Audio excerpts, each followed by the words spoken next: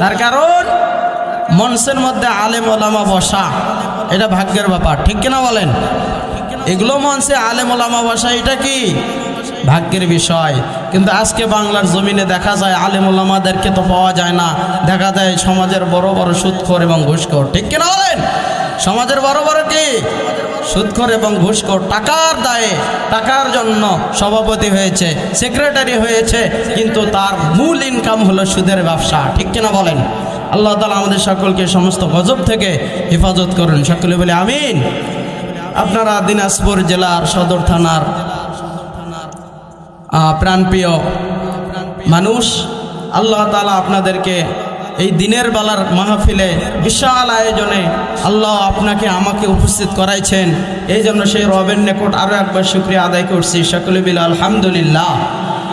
লক্ষ কোটি দরুদ সালাম সাইয়্যিদুল মুরসালিন রহমাতুল লিল আলামিন খাতামান নবিয়্যিন সরকার দু আলো দু জাহানের বাদশা সকলে বলি জনাবে মুহাম্মদুর রাসূলুল্লাহ সাল্লাল্লাহু আলাইহি ওয়াসাল্লাম।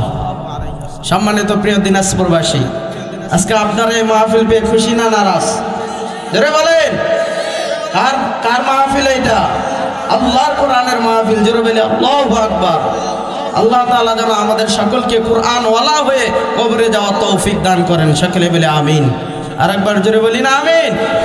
আজকে আপনাদের সামনে আমি এমন একটি আমলের কথা জানাইবো, এমন একটি আমলের কথা বলে যাব, যদি করতে পারেন আমার আল্লাহ বলেছেন আমার ওই সমস্ত বান্দারা জান্নাতের সবচাইতে সামনের কাতারে তারা থাকবে। জোরে বলি আল্লাহু আকবার। শুনবেন, শুনবেন, আমল করবেন। শুধু শুনলে হবে নাকি আমলও করতে হবে?